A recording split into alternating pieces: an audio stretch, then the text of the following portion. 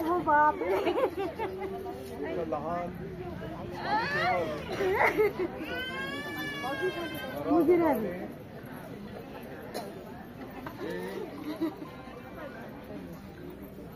कृत्य केलेलं आहे. हा काही एक कुटुंबापुरता मर्यादित विषय नाही. आपल्या सर्वांना त्या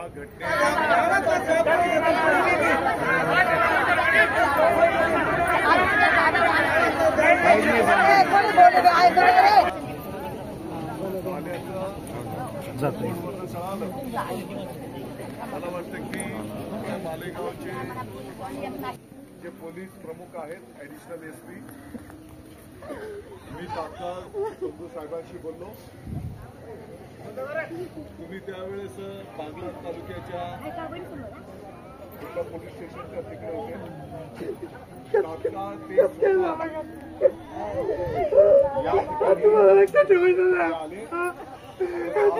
आले घरात काय करत होतो आणि काय करता तुम्ही पाहता ना.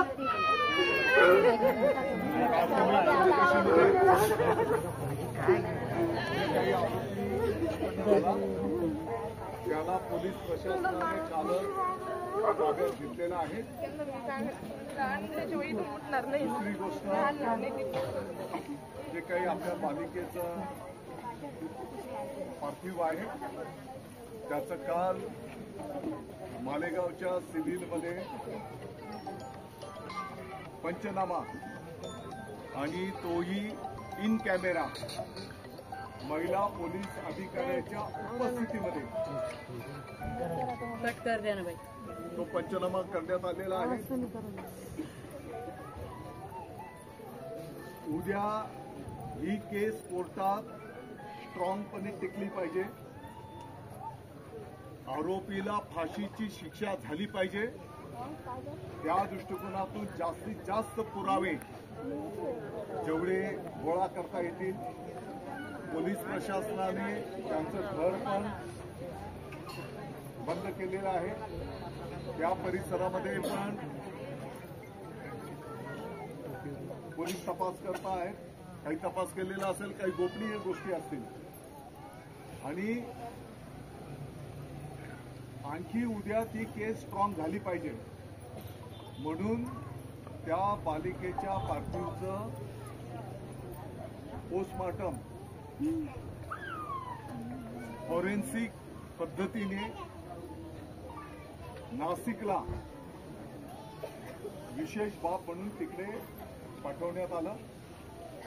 मला वाटतं काल रात्री मी पुण्यावरनं आळंदीवरनं आल्याच्या नंतर रात्री 2 वाजता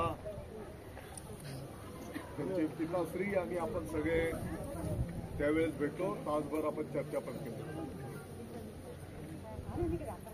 पोलीस आता नाशिकवरनं स्वतः एसपी साहेब पण या घटनेची गंभीर दखल घेत मालेगावला उपस्थित झालेले आहेत.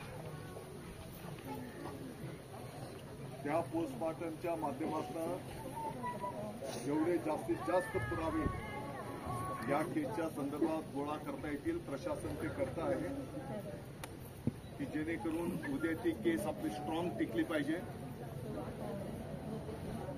आणि म्हणून मला असं वाटतं की आता ह्या दुर्दैवी दुःखद घटनेच्यासाठी आरोपीला फाशीची शिक्षा कशी होईल या दृष्टिकोनातून आपल्याला कोर्टामध्ये पोलीस प्रशासनाच्या वतीने शासनाच्या वतीने हे सगळं मांडून आणि त्याच्यामध्ये 2 गोष्टी माननीय उज्ज्वल निकम साहेबांच्या सारखं ज्येष्ठ या क्षेत्रातला वकील या केसच्या साठी सरकारने उपलब्ध करून द्यावा आणि ही केस फास्ट ट्रॅक कोर्टावर तात्काळ सुनावणी करून त्याचं माननीय न्यायालयाने न्यायनिवाडा करून आरोपीला फाशीची शिक्षा द्यावी. या 2 मुद्द्यांच्यासाठी मी स्वतः पाहिजे तर आपले 2-4 प्रतिनिधी घेऊन उद्याच माननीय मुख्यमंत्री महोदयांना मी स्वतः विनंती करेन आणि वरिष्ठ वकील जसं मी आता सांगितलं किंवा त्यांच्या कुटुंबाला आणखी दुसरं कोण आपल्याला अपेक्षित असेल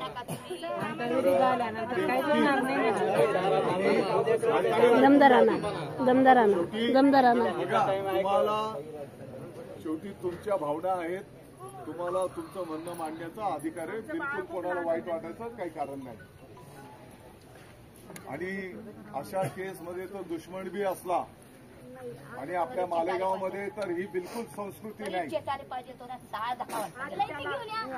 आणि म्हणून दोन गोष्टी माननीय उज्ज्वल निकम साहेबांसारखा वरिष्ठ वकील या केसच्या साठी सरकारने उपलब्ध करून द्यावा आणि फास्ट ट्रॅक कोर्टावर ही केस चालून आरोपीला तात्काळ फाशीची शिक्षा द्यावी.